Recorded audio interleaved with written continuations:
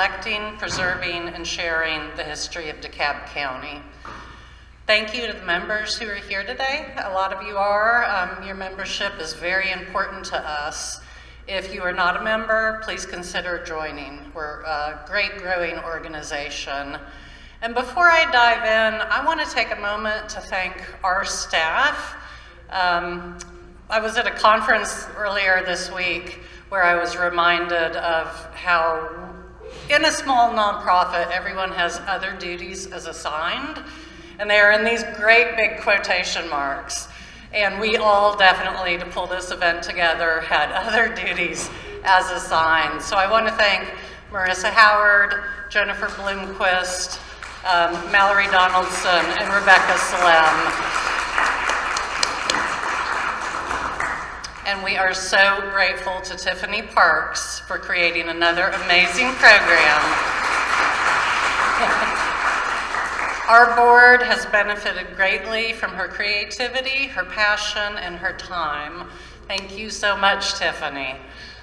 And our board, I think we are well represented here. If board members would like to stand up and be recognized, we appreciate your support as well.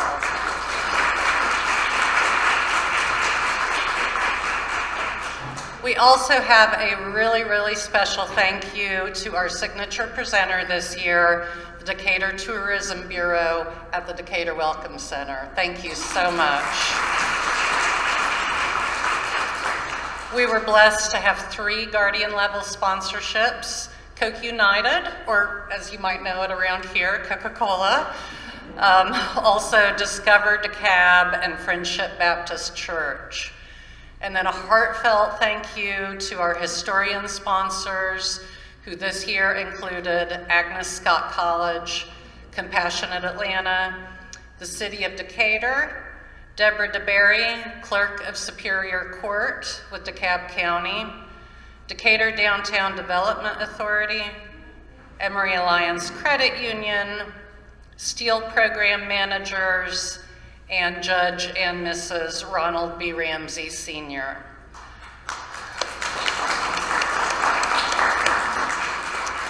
And for additional sponsors, please see your program. Everyone is in there.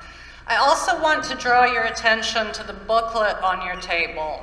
So you have a program, but there's also a printed booklet which has the same cover. This booklet was conceived and written by Tiffany Parks, who is also our current board president and has been a board member for 6 years and president for this amazing last year. And Tiffany is the creator of this event. We could not do this without her. Please join me in welcoming Tiffany Parks to the podium.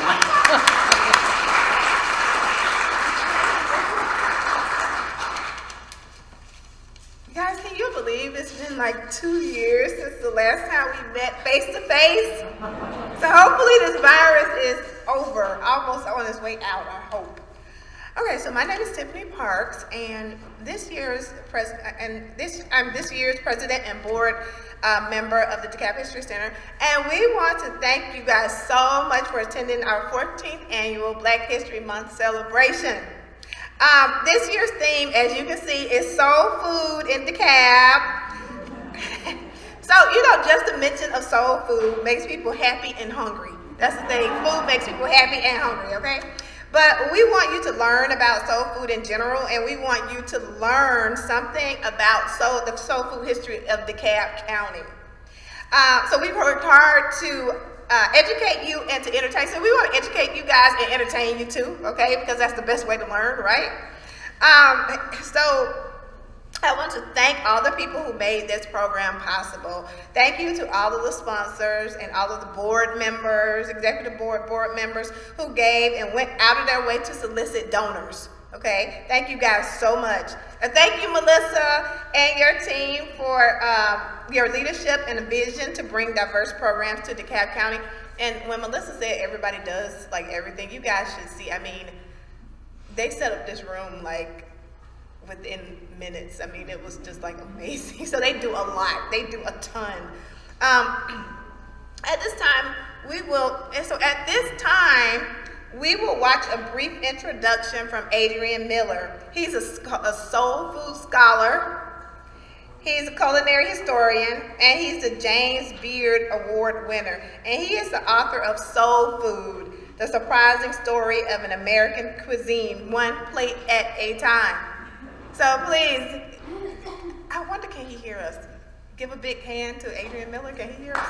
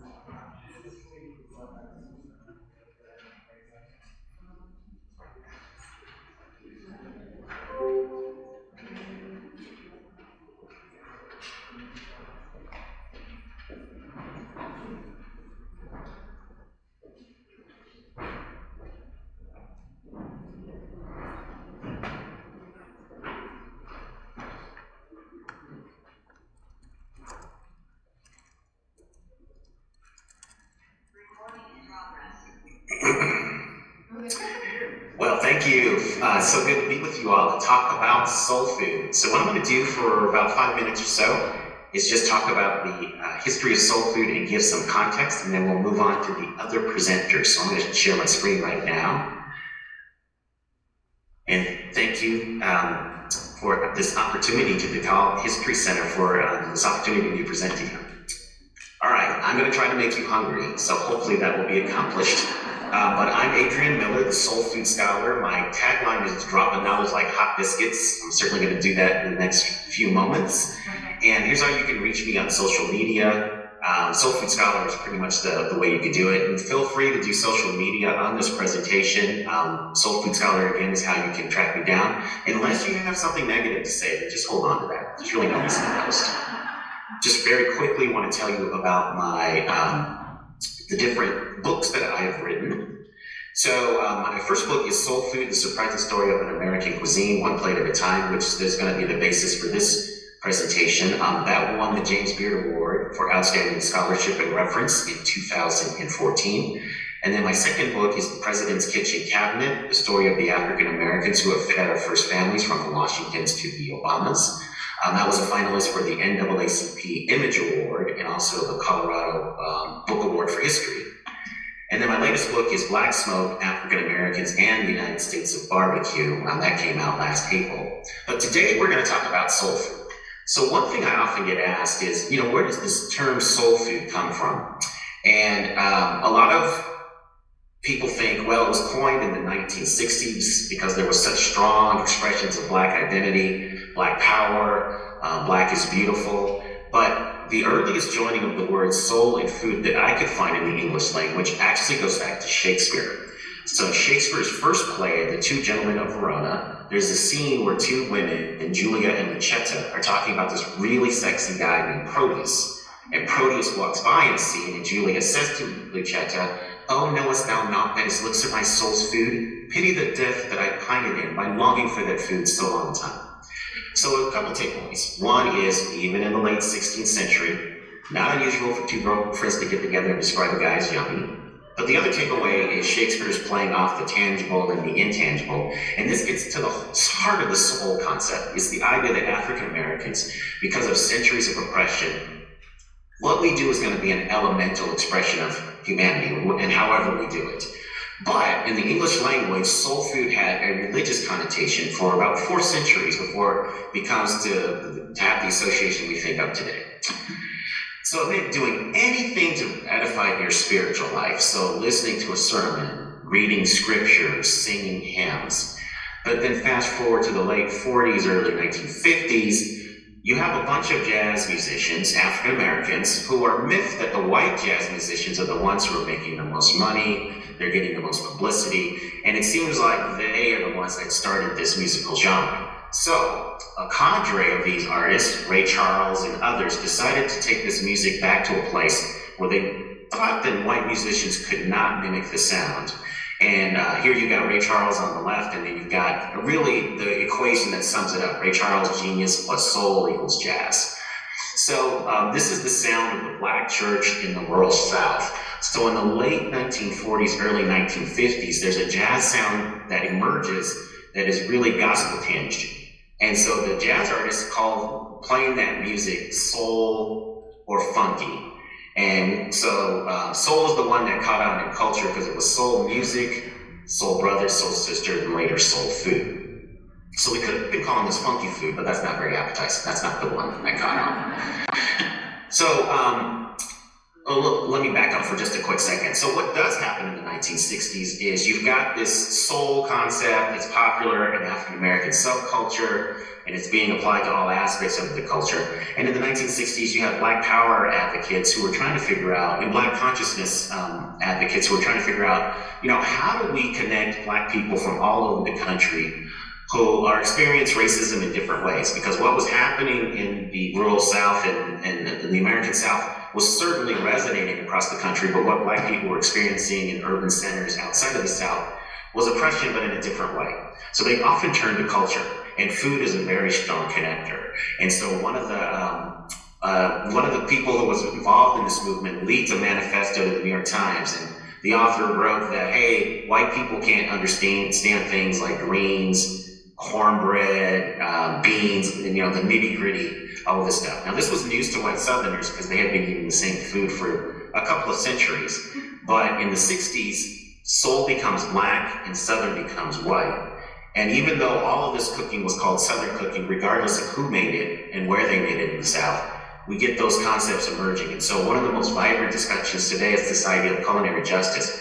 How do we bring African Americans back into the narrative about Southern food? Because today, Southern food is very trendy and very lucrative.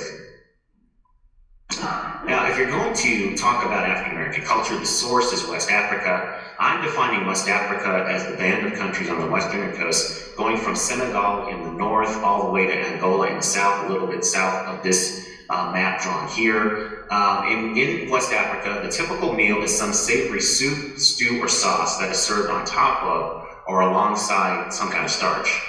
And so starch is really what gives the meal its foundation. And so in Senegal, going all the way down kind of to Sierra Leone here, it's rice country. There was an indigenous type of rice that has a reddish hue.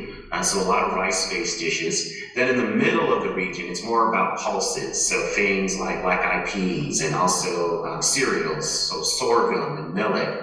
And then when you start getting to Benin, Nigeria, and places like that, Ghana, it's more about root crops. So tropical yams, cassava, and plantains. So this foundation comes to the United States. Eventually, it gets reinterpreted by the enslaved African Americans, the enslaved West Africans, and later enslaved African Americans who give shape to this cuisine. So a typical soul food meal, I'm just going to run through it. And this is how I organize the chapters in my book. Entrees. And then, I'm part of the Black faith tradition, so as I do this, even though you're on mute, you can say amen, you can applaud, whatever you want to. But entrees, fried chicken, catfish, chitlins, I know, not for everybody. Side dishes, greens, mustard, collard greens, turnip, kale, cabbage. I often tell people, if you've been introduced to kale in the last 5 to 10 years, welcome to the party. We've been eating them for about 300. Then black-eyed peas, candied yams, which are sweet potatoes, not tropical yams, macaroni and cheese. I wrote a chapter about cornbread, wrote a chapter about hot sauce, and also wrote a chapter about red drink, because I believe red Kool-Aid is the official soul food drink. And to understand, soul food culture, red is a color and a flavor. We don't get caught up in calling it cherry or strawberry or that it has hints of cranberry. It's just red. There's a generational shift happening. There's a lot of young ones that like purple and blue. And as I wrote in my book, I do believe the children are our future, that we should teach them well and let them lead the way, but not with Kool-Aid because they're messing it up. And then for dessert, couldn't settle on one, so I had 4. Pound cake, peach cobbler, banana pudding, sweet potato pie. So that's a typical soul food meal. And then another question I get asked is, what's the difference between soul and southern? Now, my quick, is, soul food tastes better. But as you remember earlier, a lot of people were cooking the same food. And one of the biggest takeaways from my research is that it really was more about place and class than race. Meaning that pretty much people of the same socioeconomic class in a region in the South were often eating the same food. Now, because of racism, they weren't eating these things together, but they often had very common food traditions. And so on the left here, you've got a scene from the movie Soul Food. I say that the difference between, and then on the right, you've got Paula Deen, one of the icons of Southern food. So I would say that Southern food is the mother cuisine, and that soul food became distinctive as African Americans migrated outside of the South and transplanted this food in other places. But in terms of cooking, soul food tends to be more seasoned, rely more on variety meats like ham hocks, turkey tails, turkey necks, pork necks, that kind of thing. The lines between savory and sweet are often blurred, so something like cornbread will have sugar in it. And then it's not unusual to have something where, like something like chitlins, you're just not going to see in Southern restaurants. So there's certain dishes that just don't show up in other places. So that's a very whirlwind tour of soul food. Thank you, and look forward to my other colleagues giving you their perspectives. Again, soul food scholar Adrian Miller. Thank you.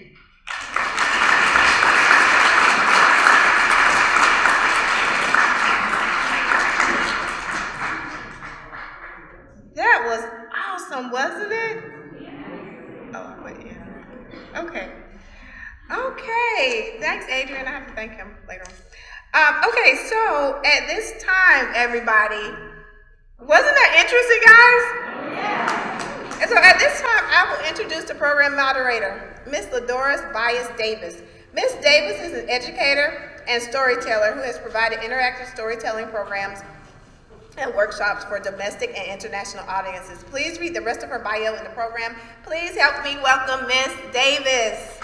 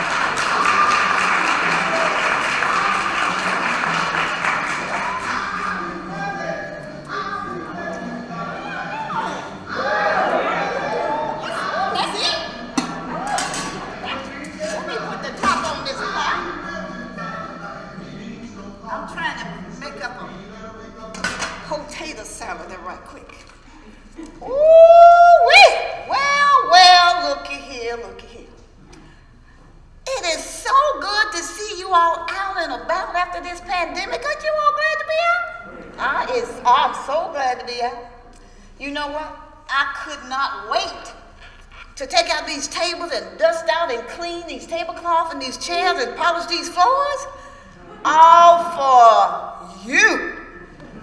We are so glad you are here today. Well, did you come for some soul food? Yes. If you came for some soul food, you were in the right place.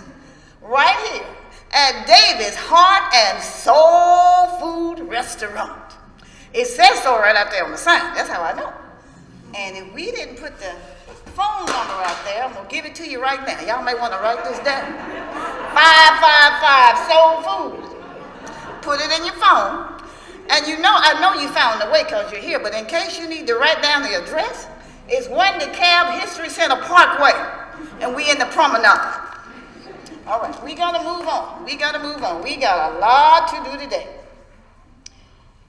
I got some good old down-home cooking back there in the kitchen. And you all gonna enjoy it too. Y'all like fried chicken? Yes. Macaroni and cheese? Yes. Collard greens with pot liquor and cornbread? Yes. Not cornbread, cone bread. Can y'all say cone bread? And if nobody's looking, if you get some collard greens with the liquor, hot liquor that is, and if you want to scrunch it up with your hands, we won't tell. What happens at DeKalb stays at DeKalb. And we're gonna have some chitlins, maybe, some potato pie, some sweet potatoes, corn pone, and some pound cake. Y'all hungry, right? I know y'all want this. I know you do. I know you do. We made it just for you. It's almost done. And once you taste the food, you're gonna say, I wonder how she got that chicken so crispy. And how she get that macaroni so cheesy. Well, there's history behind that. And you want to know that. It's the story of soul food. Right here in DeKalb and beyond. Now, while my assistant and I finished cooking, because we got to snap some peas and shuck some corn. Because when I had a cousin came down from the north, he said, y'all gonna shook some corn? Yeah, we gonna shook some corn. We have two presenters who gonna teach you about soul food. Say, yeah! Yeah. You know, soul food is more than just shine bones. Now, we vetted these and we know, they know what they're talking about. So you will find that out. Our first presenter is a culinary historian. She is Miss Akila McConnell, and you can find her bio in your section. So I want you in your beautiful booklet that's been prepared for you. So Miss Akila, will you come forward? And would you please help us give a warm DeKalb County history and DeKalb welcome to Akila McConnell.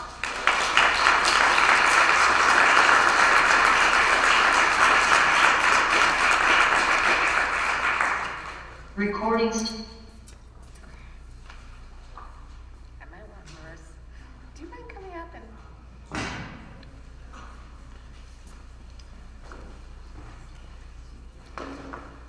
So while Marissa's doing all the technical stuff, because as a historian, one of the great things is I don't need to know this stuff. I can just ask other people to help me do this.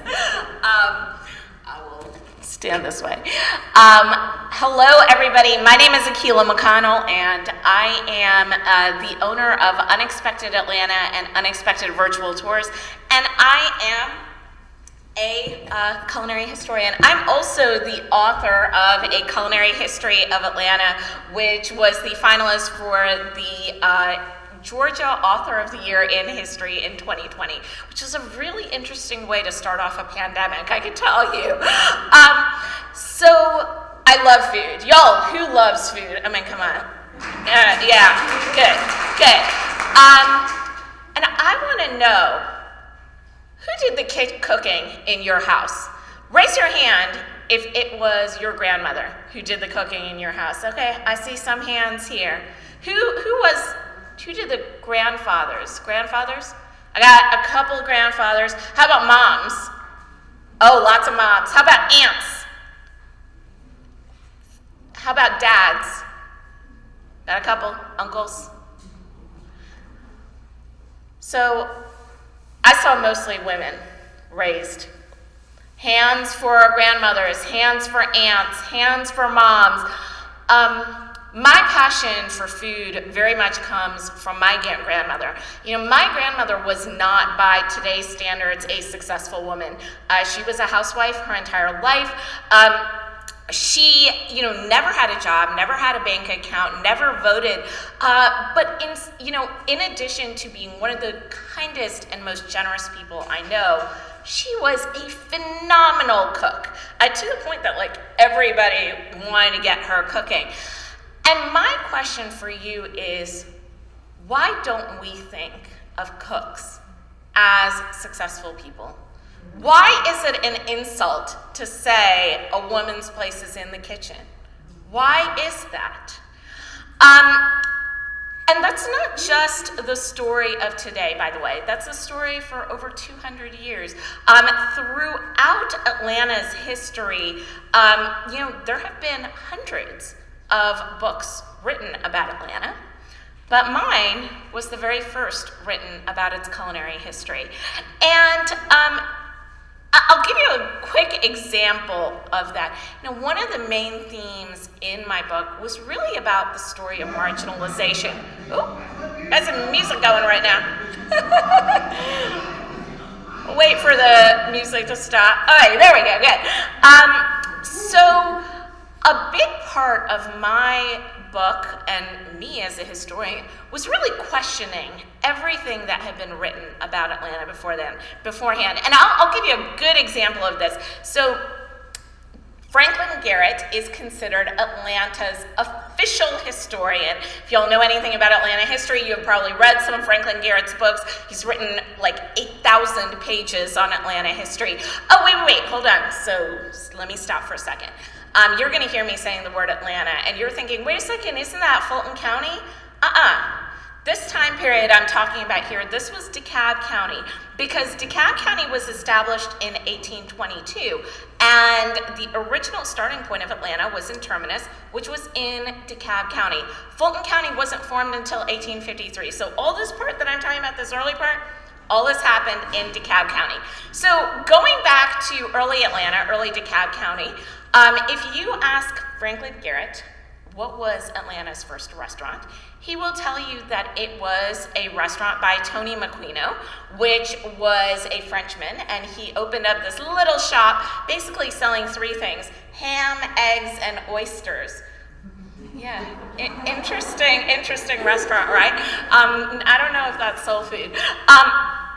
But if you ask me, I actually would say that Mr. Garrett was wrong. And part of the problem with being a historian is I really would like to hang out with a lot of dead people. This is just like, I'm always thinking like, man, if I could have lunch with, and Mr. Ransom Montgomery, he's one of those people I would love to have had lunch with or dinner with. Ransom Montgomery was an enslaved man. He actually came to Atlanta before there was an Atlanta. He came to Atlanta in 1818 when he was 12 years old. At that time, it was forced. It was indigenous land, Native American land. There was that tiny Fort Peachtree, nothing else.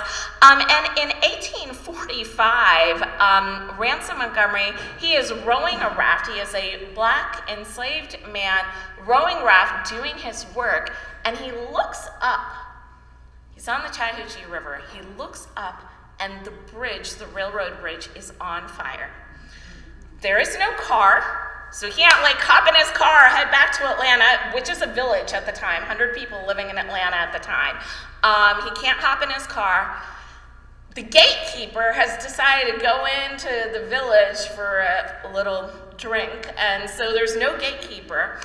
So Mr. Montgomery, on his own, hauls water from the Chattahoochee and puts out this fire, saves the bridge, which is at the time $25,000 worth. I mean, it's a huge sum of money at that time. And more importantly, saves 100 people on the Western and Atlantic train. And you can actually see this news article here. What the state of Georgia did is that they passed a resolution freeing him. He technically became a slave of the state, but it was basically, he was free. And he was given a job working full-time at the railroad. He becomes one of Atlanta and DeKalb County's only 2 free black people in 1845. And this becomes huge because he is not one to just sit back or rest on his laurels. He actually takes up a side hustle. And his side hustle is that he sells cakes and gingerbread and root beer at the train station. Becomes the first black food entrepreneur, first black business owner in the city of Atlanta. But Mr. Garrett and all of the other historians ignore him. And nobody recognizes him as opening up the first restaurant in Atlanta. And I just, again, I wish I could have had lunch with this guy. He and his brother is named Andrew Montgomery. Andrew Montgomery is a pastor. They go to Colonel L.P. Grant, for whom Grant Park is named, and they say, hey, listen, we would like some land. We would like to purchase some land from you. Ransom Montgomery has saved the money that he made at this food stall. He says, we'll pay you for this land. And we want to use this land to set up a church for the enslaved people. This is 1848 at this point. I'm sorry, 1849 at this point. And Colonel Grant says, you know what, I'm just going to give you the land for free. But Ransom Montgomery basically funds the entire construction of this church. This church at the time was known as Bethel AME. Today it is known as Big Bethel AME. And it is around that church that the Sweet Auburn community is built. So I want you all to think about this fact. We talk about Sweet Auburn all the time in Atlanta, all the time. Like everybody's talking about Sweet Auburn, right? You know, it's the home of Dr. King. It's where John Lewis lived. Sweet Auburn would not have been established without the bravery of this one man and his work in setting up a restaurant, which funded the establishment of this church. But there are no Ransom Montgomery days. In fact, there's really not a whole lot known about him. There are no pictures of him. The most that I have been able to uncover are newspaper articles like these. So Ransom Montgomery, though, unfortunately, is very rare in Atlanta's history. You know, the fact of the matter is that in the antebellum time period, the vast majority of Atlanta's black population was enslaved. In 1840, approximately 10% of DeKalb County's population was enslaved. And by 1860, and I'm just getting these numbers for you, approximately 20% was enslaved. With 1,917 slaves, there were only 23 freed black people in the year 1860. And it was extremely difficult because it was also a very unusual population here because black men were usually out working in the plantations. It was black women who were primarily here in Atlanta because the women were sent as cooks and as housemaids. I want to just read a very quick bit from my book to explain what it was like if you were a black cook. Because y'all, I feel so accomplished. Like I am in my beautiful air-conditioned house and I bake a cake and I post it on Instagram and I've got like perfect, you know, like my oven temperature is perfectly controlled. And I feel so accomplished. Y'all feel accomplished like that when you bake a cake, you post it on Instagram too? Okay, now I want to tell you about what it was like to be a cook in the 1860s. So the cook's labor was a grueling one, but also required great intelligence and creativity. One former slave cook described her work. Everything I does by my head. It's all brain work. A giant fireplace stood in the back of the kitchen with a 4-foot log fire, and Jefferson Franklin Henry, a former slave, recalled that when he was young, he had sat on one end of that log whilst it was burning on the other, reflecting how massive the fireplace and fire would be. And you can see that right here in this picture. Pots hung from hooks on an iron bar that went all the way across the fireplace, and baking was done in skillets in cast iron ovens that sat on trivets over the coals. And here is the point, y'all. Since the southern states made literacy among slaves illegal, a good cook memorized all of her recipes and was considered indispensable to the family. Louis Faber, a slave born in Greenville, Georgia, recalled that his masters hired a hotel owner for $400 to teach his mother to prepare many kinds of fancy dishes. And while that hotel owner was able to use recipe books, she had everything right here in her brain. So imagine cooking, no recipes, no heat control, and you're in like basically a shack and they are making phenomenal food. I'm gonna skip over the Civil War just because we don't have much time to talk about it. But you know, after the Civil War ended, by the late 1860s, the black population in Atlanta and in DeKalb County had jumped up to around 45% of the city's total population. And food production became the single biggest enterprise in the city because of the trains. And you can see right here, this is actually watermelons entering the Atlanta market in 1885. And I'm sure you all have heard this saying that Atlanta is the Black Mecca. You all have heard this, yes. This actually begins in the 1860s. That is the first time I have found Atlanta referred to as the Black Mecca, was in the 1860s. And I want to give you one example of this. This is the story of Myra Miller. Myra Miller was born an enslaved woman in Virginia, and then she was sold to a state legislator in Rome, Georgia as a cook. She was a phenomenal cook, and at age 53, she is emancipated. In 1871, she opens up a bakery, and it soon becomes Atlanta's premier wedding cake manufactory. And this is a clipping from an Atlanta Constitution article writing about her cakes in 1875. She basically makes like cakes for all the fancy people, like the politicians, the aristocrats, like anybody who's anybody. You wanted to get your cake at Myra Miller's. And this is what the Atlanta Constitution says. The cake and fruit tables were exquisite. The cakes were made and dressed by Myra Miller, a colored dame who has won a great reputation by her success in this art. Some of her work presented last evening was as beautiful as anything of the kind we ever saw. The most delicate flowers and designs were worked on the icing. The cakes were masterpieces of culinary genius. Here is the Atlanta Constitution writing about a Black woman in 1875. It's a remarkable, remarkable statement. I have never seen anything like this written ever before in this time period. And Myra Miller was not just an incredible entrepreneur. She was also very, very just smart and community focused. So she uses her proceeds from building this cake manufacturing or this bakery, and she sends her daughter to Oberlin College. Her daughter comes back and becomes one of the first Black elementary teachers teaching young children here at the Storrs School in Atlanta. And the amazing thing is, with the proceeds from her bakery, she is enriching the soul of this city, teaching young Black children. I mean, that, if there is something called soul food, this is soul food, right? And I once had an editor, a white male editor, interestingly, and this is not, this is just how it turned out. And I was writing about Myra Miller, and he came back to me, and he had scratched out all the parts where I had written that she was an entrepreneur, and he had replaced it with cook. Every time I had written entrepreneur, he had deleted it and written back cook. And I told him, I was like, no, we can't do this to these women.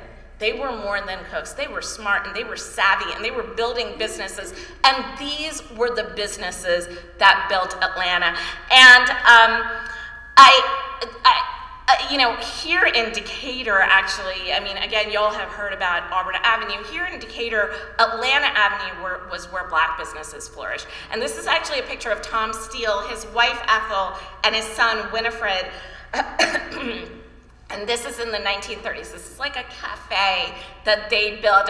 You could get a whole lunch here for 20 cents, a sandwich for 10 cents, a Coke for 5 cents, and a bag of chips for another 5 cents. This one as well, this is Clark's Grocery. This is Dovey Clark. Dovey Clark borrows $50 in the 1940s, and she opened a grocery store. And she used to bring turkeys in. This becomes one of the longest lasting stores in Atlanta.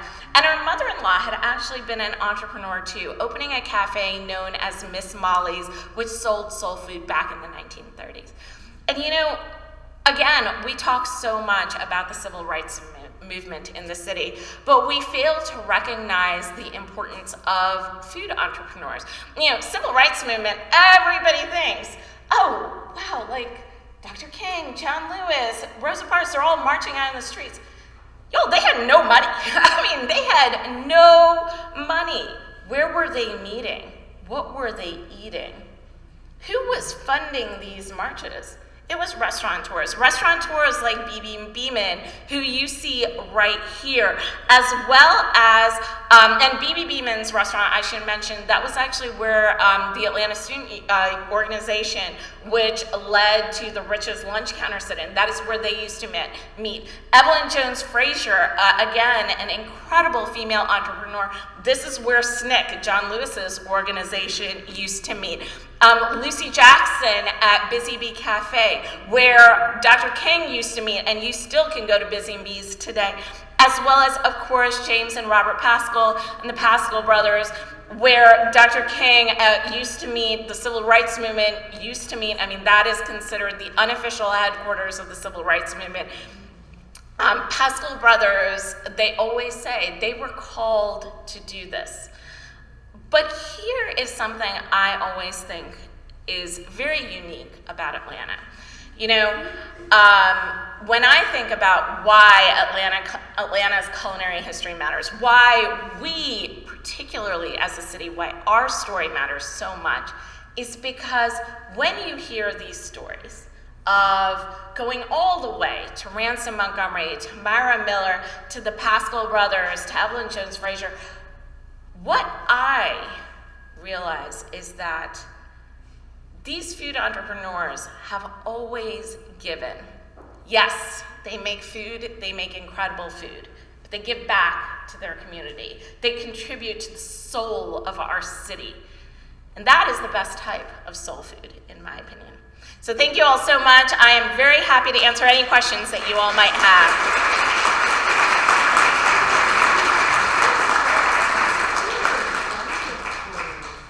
Anyone have any questions? I can answer, I think, a couple. Yes? I'm sorry, say that one more time. Yes, absolutely. This is all in my book. Unfortunately, my publisher ran out of copies of my book. I only have 8 copies, but you can also purchase my book at Little Shop of Stories right over here. Brave and Kind also sells it, and so does Karis, or Curry. So lots of different places right here where you can buy my book. And I do give book talks at different spots. Oh, and I have a new series coming out with Eater Atlanta in the next couple of months that's actually going to be featuring many of these historic figures, and Ransom Montgomery is actually going to be our first one that we feature. So take a look at that. Any other questions that y'all might have? All right, great. I will hand it back over to y'all. Thank you all again.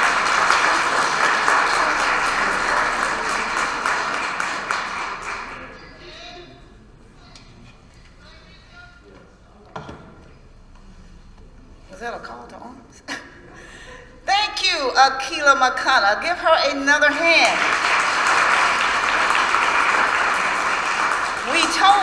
We told you she was a culinary genius. I told you. You know, Akila, I got so engrossed in listening to you, girl, I forgot to shuck my corn. What? We gonna go off? Okay. I have a little caveat for you, a little soul food tip. You know how you all put turkey necks in your food? Well, real soul food, you know what we put in there? Ham hocks and fat back. There you go. It's a little greasy, but it's good. Good. You all have been waiting long enough. I wasn't able to shuck the corn or snap the peas. Me and my assistant filled out on the job over there, but we've been working. I didn't get to make the oxtails or the rice, but y'all come back next time and we'll have something. Now remember, this place gets packed, so you got to make reservations. Do y'all remember the number to make reservations? 555. All right then, okay. So, there's only a few things I gotta tell you. Your stomachs are ready. The servers are ready. The servers are ready. The food is ready. So let's say 2 words. Let's eat. Now, we're gonna start with our special guest in the back, Akila and Chef Asata, who you will hear from after the break. And we're going to dine in the Harrison Room. Well, we're going to pick up our food in the Harrison Room. Then we want you to move expeditiously and come back in here and eat and enjoy. And we can go into the second half and we can get you out on time, because I don't know if y'all know, but I got a dinner crowd coming, so y'all got to get up out of here. Okay, so Miss Tiffany is going to lead our special guests there, and we're going to start on this side of the room, forgive me, y'all. And when they have moved and they've kind of put the line down a little bit, then we're going to let you all go. And we're going to ask that you, like I said, move expeditiously. Don't go back there like you got a menu, because you don't. It's buffet style. So, everybody, let's say those 2 words again. All right. If you would follow Miss Tiffany. And enjoy your meal. Enjoy your meal.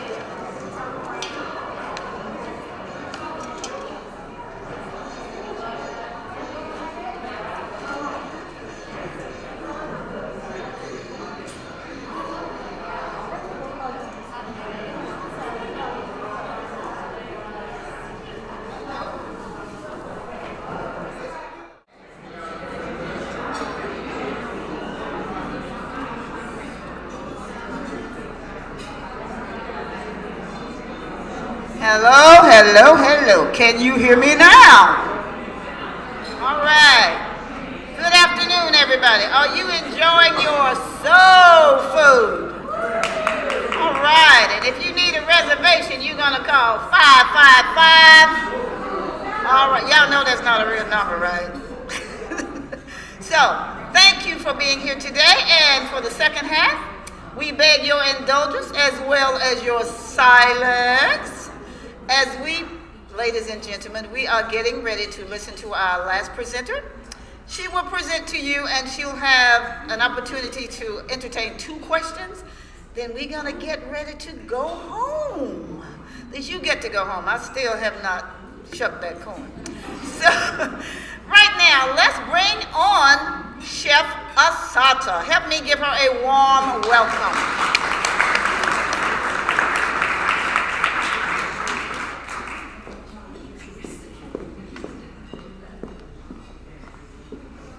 How's lunch? Can we give Chef Holly and her crew a loud round of applause?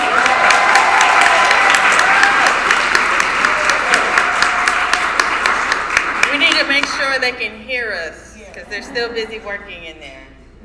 My name is Chef Asata. I have a business called Life Chef. I do nutrition education for all stages of life. Also a community health educator, so that goes down a deep rabbit hole of wellness. But one of my joys is empowering people to make better choices. So by the end of this slide, you'll know not only how to have your cake and eat it too, but have your soul food and eat it too.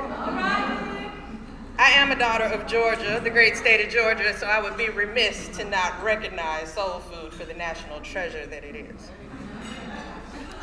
This is me. I'm also a mother, so I have to feed people on a regular basis. And I have a husband who sometimes gets fed as well. I wrote a book. It's called How to Feed a Kid, which is its own conundrum. I have copies in the back. It talks about the behaviors that children and parents exhibit that lead to picky eating behaviors and how to overcome them, as well as other issues like, what do you do when your child comes home and decides to be a vegetarian and you own a barbecue stand? What do you do when you have an athlete? I have 2. They eat for a living. But anyway, it's all those little hurdles, like when you brought your baby home, you're like, I didn't know I had to do this for 20 years. Yes.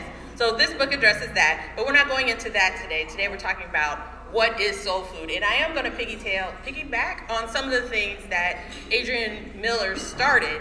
I'm just going to delve a little deeper. I have a lot of slides for very little time, so feel free to take pictures of the screen. And at the end, there are 2 screens of resources that I want you to definitely capture, because there are people who are doing this work. They are delving into soul food. They're delving into farming. They are delving into the influence that African Americans have had in shaping this country literally from the ground up. So there's no need for me to sit up here and take accolades and repeat what they've already done. Watch the movies, buy the books. All right. So what is soul food? I'm gonna give you my definition. You heard Adrian's definition. I believe a food reflects its people. So through our struggles and our successes, soul food has always been there for us. It has been our nourishment, our encouragement, and definitely a balm to our collectively bruised souls.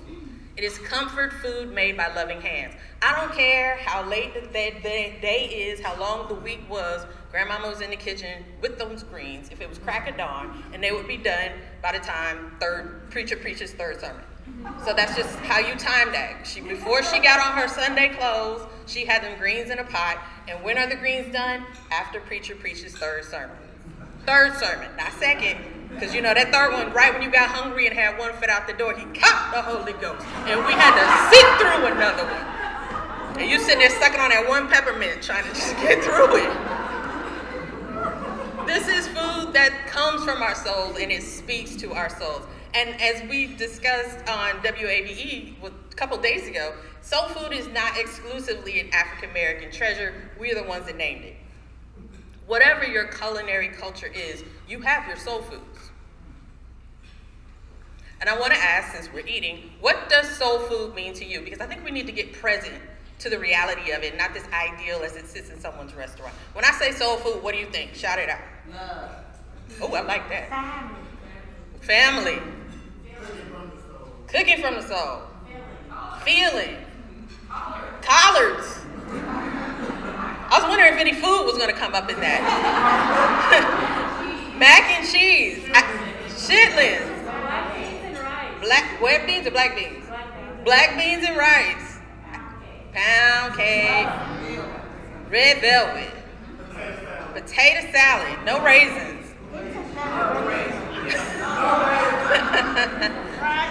Fried corn. That's with or without the peppers. Always in a black skillet, period, as the young people say.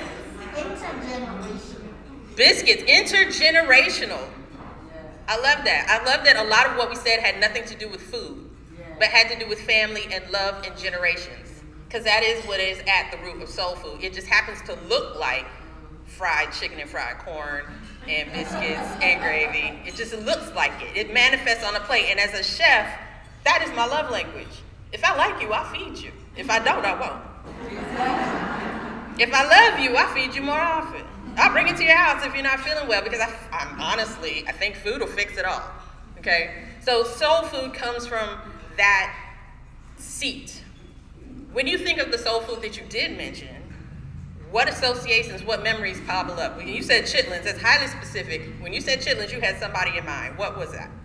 Well, my father and further like Thanksgiving and Christmas or New Year's, those three. It's very specific. When you said black beans and rice, who did you have in mind? I thought of sitting with my grandfather and separating the stones from the black Beans, yes, absolutely. Pound cake, who did you have in mind? Big Mama.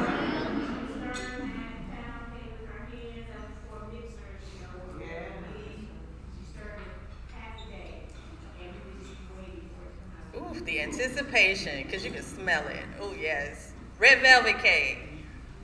Who did you have in mind? It's over here somewhere. Nobody? I just made that up. Perhaps that was mine. That would be my Aunt Mildred. But anyway, my point is this food doesn't operate in a vacuum. You don't shout out soul food without a very specific memory, a very specific association. Now, those were positive associations, but think, do you have any negative associations that go along with soul food? Shucking corn, because that is work. Shelling peas, because that is work. But I shell peas before I shuck corn, because that corn silk, honey. Lord. I heard something over here, a negative connotation with soul food. Unhealthy. Who's heard that one before? Who's heard the automatic assumption that soul food is unhealthy? And well, we can't eat that every day because that's unhealthy. Absolutely. We're going to discuss that and we'll dispel that myth. Any other negative connotations, associations, or opinions affiliated? Y'all got to stay awake. I know you just ate. But I'm Southern, so I am loud. There is no excuse. Any other negative associations, opinions, or connotations when it comes to soul food? I have one, and it has to do with the fact of really why we have soul food and how its origin was because we got the leftovers. Like, what's the historical piece to this? It's Yes. From slavery, when we came over here, we didn't have this, and it was given to us for snaps. And that's how you got chitlins. Yes. Okay? Chitlins didn't come from we went out there and Pulled them out a bucket at Kroger. that's what they sold to us. Yes. And actually, that's what we ate. So that's the negative piece. Yes. Even though it became really positive and powerful. Yes. So there is that history, that the scraps, or anyone heard soul food called slave food? I know that's come up a lot as people cleaned up their diet. I don't eat that slave food. Right. So there's a lot of negative connotations that go along with that I think once you know your history, it kind of clears those muddy waters and you start to understand it better. We would not have chitlins if we were not pit masters. Because we were the ones slaughtering, processing, smoking, and curing the meat. Have you seen a hog? No, for real. Raise your hand if you've seen a hog. Not a pig, not that cute little pinky whitey thing, a hog. It's 300 pounds. That's when they decide to slaughter them. They get bigger. Right. So in times before refrigeration, what are you going to do? Now, hog slaughtering season is like November to February. It's got to be cold because you don't want to transmit all this bacteria with the meat. They figured that part out. So hog slaughtering season happens in the cold weather, and it's not like you slaughter your hog. Y'all slaughtering everybody's hogs. So the community's coming together with these hogs, and there's these set of folks tasked for the next few months to process this meat unendingly, which is where you got your beautiful Christmas hams from, if you were white, and it's where you got your chitlins from, if you were black. And I say that thing was used from the rooter to the tutor, boar's hair brush. Hard to find now, but where do you think it came from? Okay, moving forward, and I'm gonna talk, y'all, like they got me on a clock. I could do this all day. Last thing, who eats slow food? Slow foods. Who eats soul food? What do the people who eat soul food look like to you?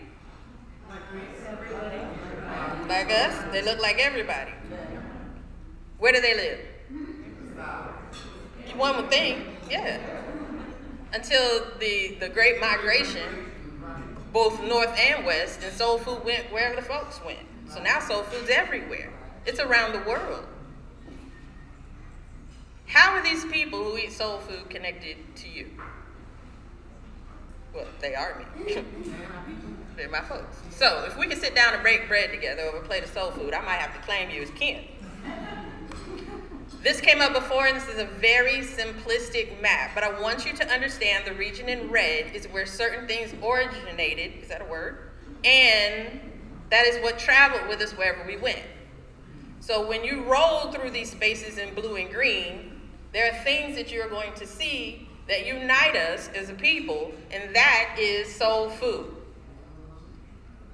It doesn't necessarily matter how it was prepared, bless you. It's the fact that it's there in the first place. It's a flag on the moon that says, I was here. It is a way to be seen, to be visible, to be present when largely you are a minority and invisible. I love this quote from Stirring the Pot, A History of African Cuisine, which is a bit obscure, so try to find it. It's really not about cooking African food in America, it's about cooking African food in Africa, primarily before Europeans arrived, so it's very interesting. But this quote, food is a marker of cultural identity. It tells us who we are, how we grew up, and about our memories and the history we share. Do we have anyone here who immigrated from another country? And how has food kept you connected to where you're from? I'll let you go first. Well, I mean, it's my family came from Cuba, so I'm looking at that over there. Right. I'm thinking, yeah. Looks familiar? Yeah. I mean, it keeps us connected is what it does. It keeps us, you don't know a people until you know the food. So it's just, and my grandmother lived with us, and like she would make all the meals, and it was just something that connected us back to the old country. And what about you? How's food kept you connected? I'm from Nigeria, and hot, spicy food is my comfort food, not sweets. Yeah. And the smell, it evokes memories I haven't thought of for a long time. And I try and keep some food in the house all the time. To keep you connected, yes. Well, if you look at these 3 plates, these are 3 plates that represent Africa in the diaspora. The first one is Ethiopian. The middle one could represent your traditional Southern soul food meal. And the third one is, I'm gonna say Caribbean, just to cast a broad net. There are commonalities here that you're gonna find wherever you find people from the African diaspora. Cooked greens, rice, fried meats and fish, grilled meats and fish, rice and peas, rice and beans, whatever you're gonna call it, beans and legumes. That's just going to be ubiquitous. So I'm gonna go through a couple of things and in case you're walking through life wondering, is this soul food or not? How you can measure it. This will be your litmus test on measuring what you're eating is soul food. First of all, it's gonna resonate. It's gonna have a resonance. It's personal yet cultural. Your mom might make a pot of black-eyed peas, your mom might make a pot of black-eyed peas, and your mom might make a pot of black-eyed peas. All three of them will be different. And in that way, it's unique. But what's universal is all our moms made a pot of black-eyed peas. It's something we can stand here and agree upon. What'd you eat Sunday? Black-eyed peas, fried chicken, mac and cheese. It's just, did you have cornbread or rolls? I mean, normally, right? So in that way, it's going to be personal yet cultural. It's going to be unique yet ubiquitous. And the term, that moniker soul food, although it came from the United States, can be applied to foods across the diaspora. Here are some foods you are going to find. I mentioned okra. Full stop, period. Okra is an African vegetable. So if you see okra anywhere else, African people have been there. Rice is not indigenous to the United States. Wild rice, but not rice. With rice came the people who cultivated rice, West Africans. And with that, the people who kept that industry alive. The basket makers, the sowers. Rice is difficult to grow, which is why they brought Africans over in the first place, because folks kept getting malaria and dropping dead. It's a very swampy situation, involves a lot of water and therefore mosquitoes. So people who knew how to grow and cultivate rice for thousands of years were brought over here to make it successful, to the point it changed the landscape of the East Coast. This was the #1 crop. You hear the South and you think cotton was king? Pshaw. Pshaw. Cotton is a rip-off of the success, the riches that were garnered off of rice and the people who know how to grow it. Greens, sauteed, boiled, cooked, steamed, raw. You'll even see that if you go places and you see greens, black people have been there. Peas, I mentioned those. Black-eyed peas are native to Africa. We brought them here. And where they can't find or grow black-eyed peas, they adapted and adopted the beans, legumes, and peas of the area. Smoked meats, barbecue, there's a whole legacy behind just that. In fact, one of Adrian's newer books is Black Smoke. There is a Netflix series about barbecue, which features Rodney Scott. Barbecue is science, it is art, and it was largely cultivated by the people who, again, were relegated to the smokehouses for months on end. Fish and seafood and the industries that go along with fish and seafood, because fishing is, again, a skill. Boat making, net making, basket weaving, all of that is involved in the smoking and the preservation of fish and the conservation of keeping a fishing ecology alive. Those were the people who were rounded up. Those were the people who were targeted. Those were the people who were kidnapped and brought over here. And that's why these cultures still continue. They were successfully done for centuries. They didn't just land over here and start doing it. The information and the technology came with the people. Resilience. How did okra and black-eyed peas get here? We braided it into our hair. You're going somewhere, I don't know where you're going, and you're going to need to eat something when you get there. So before you get off this land that is your home, let me give you something to take with you that they cannot take away. The cooking traditions that crossed the water include, we have barbecue, which is a lot of smoke, but just open fire cooking. Jerk chicken, people will argue, cannot be jerk chicken unless it is cooked over open coals. If there is not smoke, your chicken is not jerked. You can put all the pepper sauce you want on it. It's baked chicken and it's spicy. And I am not from Jamaica. I cannot claim that heritage. However, I respect when people draw a hard line in the sand because you're not going to culturally appropriate my chicken. It is not jerked, ma'am, unless there's some smoke about it.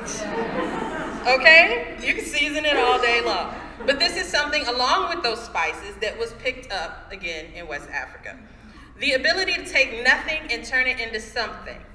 People like, well, you can't make a silk purse out of a sow's ear. Well, you've never been poor. Yes. Okay? Because my grandmother had 5 kids that she raised single-handedly, and they never went hungry. How?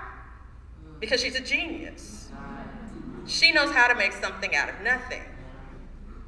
And the ability to elevate sustenance, chitlins, and turn it into an elevated cuisine, which is what we'll see in a couple of slides. The soul food is definitely about resistance. Adrian discussed like how in the 60s, soul was just one of those words that embodied settling into your culture. Black pride, food, music, fashion, everything was centered into this black identity. And soul food was sort of reclaimed as a point of pride versus a point of, oh, that's slave food. And in that we had many homes, private homes and restaurants that fueled the civil rights movement. Pascal's here was famous for that. They'd post bond. They'd open after hours so that you could get your loved ones after jail and have a meal. They were not segregated, so white allies could come in with black strategists and they could work together to move the movement forward. But Pascal's was not alone. It's just one icon in the Atlanta legacy of food entrepreneurs who fed into their community. As Akila was saying, that's what you did. When you got successful, you fed into your community. Now, soul food can also be redefined as American food because how American is macaroni and cheese? French fries, ice cream, barbecue, gumbo. Somebody stop me. Okay, all of this filtered through black hands. Hercules Posey was an enslaved man owned by George Washington. And honestly, the second book that Adrian published goes through 150 people who would be invisible and erased from history, who were African Americans, who supported the presidents of the United States. Those people would just be lost were that book not published. But here you can see the praise that was given by George Washington's son, that he was a celebrated artiste, because it got the E on the end, as highly accomplished a proficient in the culinary arts as could be found in the United States. Now, he was not classically trained. However, James Hemings was an enslaved man owned by Thomas Jefferson, who had the fortune of often working out and earning his own money, but Jefferson wanted him to go with him to Paris, so he did. He hired a tutor to teach himself French. He started working in kitchens, became extremely fluent, came back to the United States, and literally turned cuisine on its ear. I would really encourage you to get the President's Cabinet and read about all the names that have been lost to history. Just so that you can see that soul food, while we claim it, can easily be redefined as just American cuisine. Soul food has a rich heritage. Here are some of the wonderful restaurants. Take a picture. I want you to go to during Black History Month and spend your green dollars at these restaurants. Some of them have been here since 1947. Some of them opened up in 2014. I have eaten at all of them. Okay? And when I say this is the tip of the iceberg, this is the tip of the iceberg of soul food, the traditional soul food. I'm talking like a meat and three that is served in Atlanta. Support these restaurants and support them year round. If you are concerned that soul food is unhealthy, I'm gonna bust that myth in just a minute. I can't eat all of these restaurant chefs during Black History Month. I'm gonna gain weight. First of all, nobody told you to eat that in one setting. You're greedy. You're greedy. Team greedy. I'm there with you. Hashtag team greedy, okay? It's good. I'm not mad at you, but no one told you to eat that all at one time, in one sitting. And then secondly, we'll dispel some other myths as we go. Soul food is raw, it is vegan, and it is still soulful. These are photos from Tassili's Raw Reality, where everything is raw. Soul Vegetarian, which has been here since the 70s, where everything is vegetarian and house-made. And Life Bistro, which is a Johnny-come-lately to the Atlanta scene, but it is another vegan, I believe Alkaline is their specialty, alkaline food restaurant. So we are appealing to any and all way of eating. Gluten-free, dairy-free, vegan, vegetarian, keto, omnivore, pescatarian, whatever. There's a soul food to match it. And what makes it soul food? What do you see? Greens, okra, peas. We can't get rid of it. It's who we are. Soul food is regal. It is decadent. It is high cuisine. And we have restaurants like Twisted Soul, which is run by Chef Deborah Von Treese.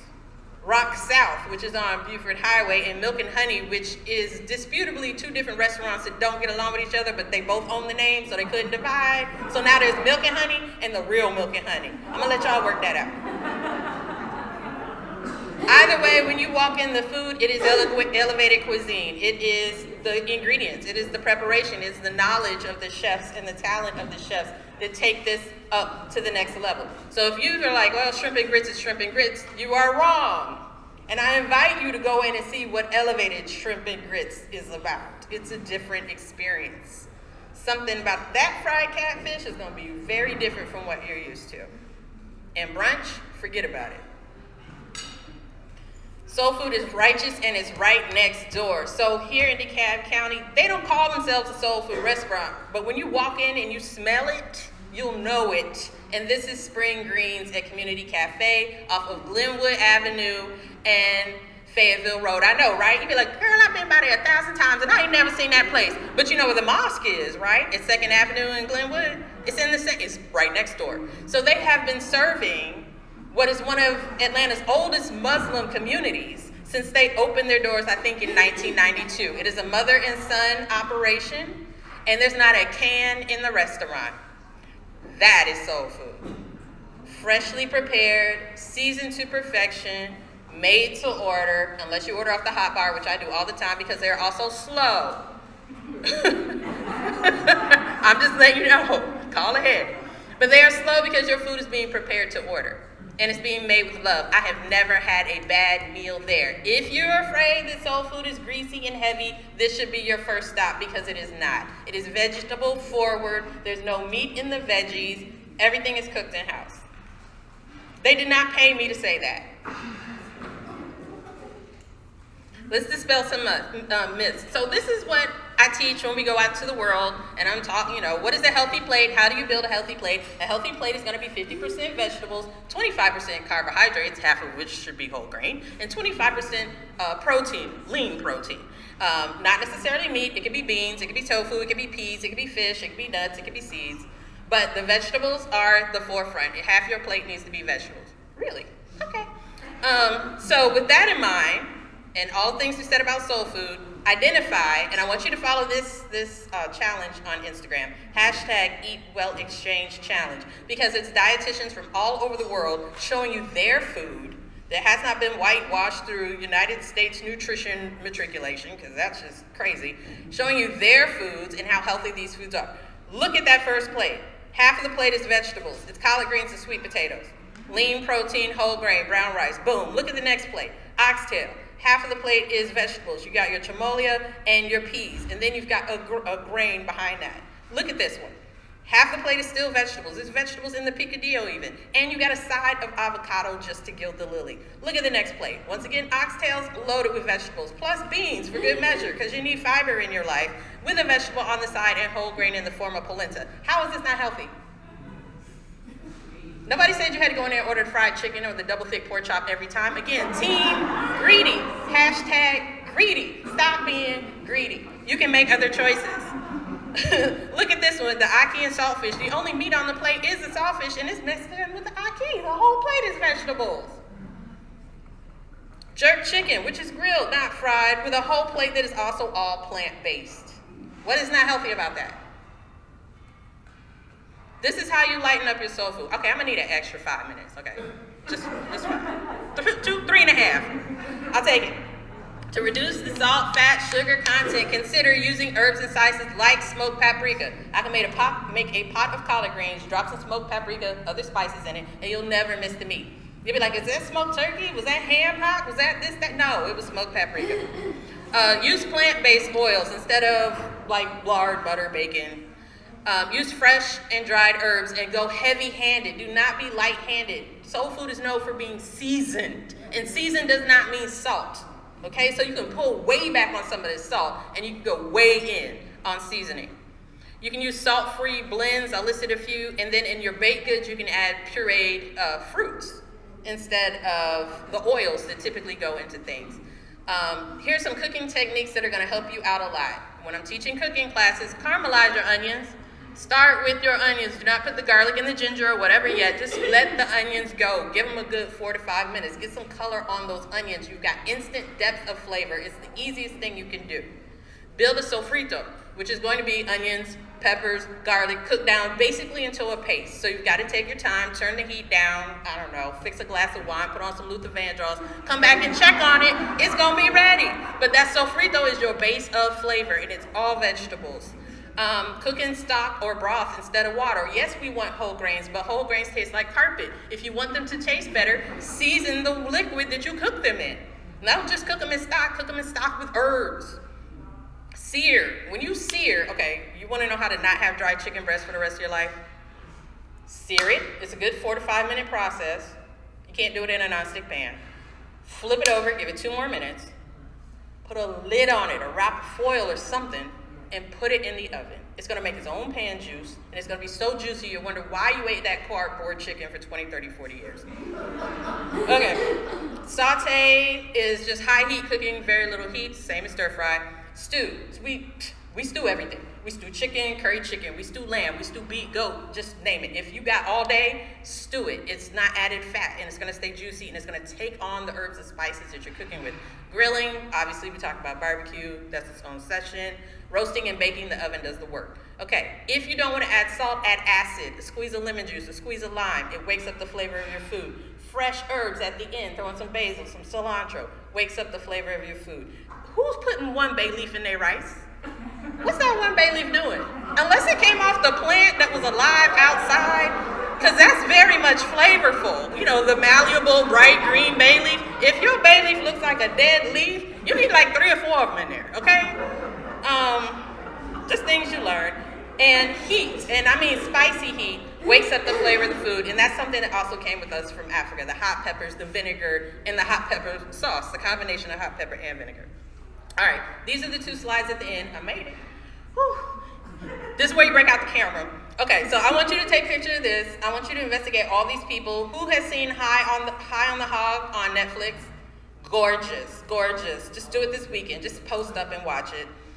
Soul Food Junkies may not be on Netflix, but it's definitely on YouTube, and it talks about what we're talking about, which is demystifying soul food. He deals with the stroke of his father, a heart attack with his father, and he kind of backtracks. How did this happen, and what can we do to prevent this? And the Chef's Table has their own barbecue special where you'll be introduced to Rodney Scott, and his whole story is just fascinating. If you like to read, here are some historians. None of this is light reading. This is definitely like get up in the leather chair with your glasses and some scotch. But High on the Hog, the book, is very different from High on the Hog, the movie. They just have Dr. Jessica Harris in it and ran with the title. Michael Twitty, The Cooking Gene, is a tome, but it's worth the time. It's his personal journey, and soul food happens to be in it. There are a couple of recipes, but that's not the point. The point is these people in his family that he is unearthing that were moved around throughout the South in order to keep agriculture alive. The president's cabinet, we talked about Black Smoke. These 2 women, queens, may they rest in peace. Edna Lewis, just pick a book, just pick one. And the same thing with Leah Chase. More recognition, your contemporary chefs. Tony Tipton, Martin's Jubilee, run out by it right now. Don't ask any questions, you're welcome. Carla Hall's Soul Food, and then locally we have a chef, Jennifer Booker, who has several books, but Field Peas de Frogua brings the marriage of her Mississippi roots and her culinary French training together. That's a beautiful book. Keepers of the Smoke, we mentioned Rodney Scott, but locally we have Chef Pamela Henry. She is behind Pam's Magic Cauldron. If you want to learn how to barbecue, like for real, look her up on Instagram and contact her because she does classes. Like all this lighter fluid nonsense y'all got going on, stop it, okay? Just stop it. Learn how to be a grill master for real. And then we've got farmers, Leah Penniman, that are tying us back to before we were cooks, we were agricultural, we were farmers, we were farming. So Leah Penniman's Farming While Black is a manifesto. It is a how-to. You got, 1 acre of land and you want to get free and off the grid, that's you. Matthew Rayford, he is here in Georgia. He is 6th generation Geechee Gullah culture, farming, and he is teaching people how to grow rice. Talk about full circle. Rashid Nareed was right here in Atlanta with Truly Living Well, Center for Natural Urban Agriculture. He has since retired and passed on the baton, and he has written Growing Out Loud. People will fly from all over the world to learn sustainable agriculture from him. And then last we have Habishaw, which is an organization here in Atlanta that is growing master gardeners. They're growing gardens in kitchens. They're teaching people how to grow food both here and in Africa. They're a bridge organization. They work both sides of the Atlantic. Woo! That was more than 3 minutes.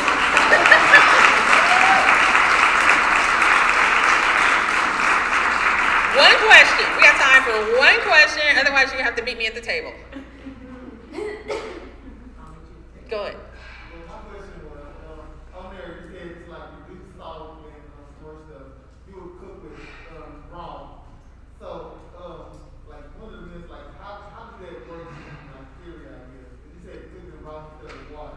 So if you're cooking rice, even pasta, grains, potatoes, anything, green beans, like we had green beans today, instead of just boiling it in water, cook it in stock or broth. And the easiest way to keep broth and stocks on hand is if you eat chicken and it has bones, put those bones in a Ziploc bag in the freezer. The gallon-sized Ziploc bag. Keep it flat so it doesn't take up your whole freezer. When it's full, throw it in a crock pot, cover it in water, go to bed, and when you wake up 6 to 8 hours later, you got stock. All of us eat things with bones. So if you're into shrimp and crab, save the shells in a different bag, and you can make your own seafood stock. But yeah, if you're eating chicken, even rotisserie chicken, if it's got bones, save the bones. I guess the question was more so like, how does that reduce like the salt and fat? You're in control.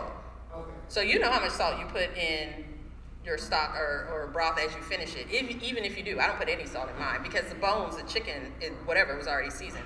So you're controlling the sodium, whereas if you buy a pre-made product, that sodium's already set. You can buy low sodium and even no sodium chicken stock though, because I've had both. Yeah. You're welcome. All right, that's it.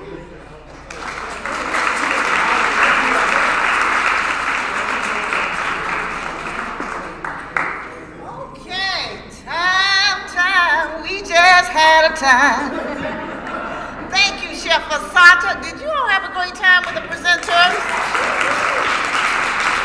And the soul food. We are so glad that you came today. We are so glad. We are appreciative of you.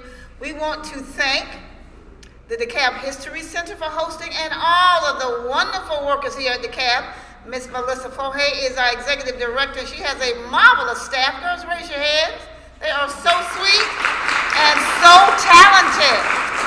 We want you, do not leave until you go by and purchase some books. You didn't have to buy an extra chicken, but just take a few dollars and buy the books. This is from Chef Asata, and this is from Akila. Just help them out. And if you want to become a member of the DeKalb Historical Society, we have Marissa is in the back of the room, so she would gladly talk to you.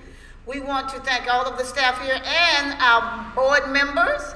Miss Tiffany is on the board, and she wrote this, she coordinated this wonderful script, and she calls me or texts me at 2 or 3 o'clock in the morning. For some reason, I wake up, and we do business. So thank you, Tiffany. Thank all of you. Our board members, can you raise your hand? Okay, thank you for being here, all of you.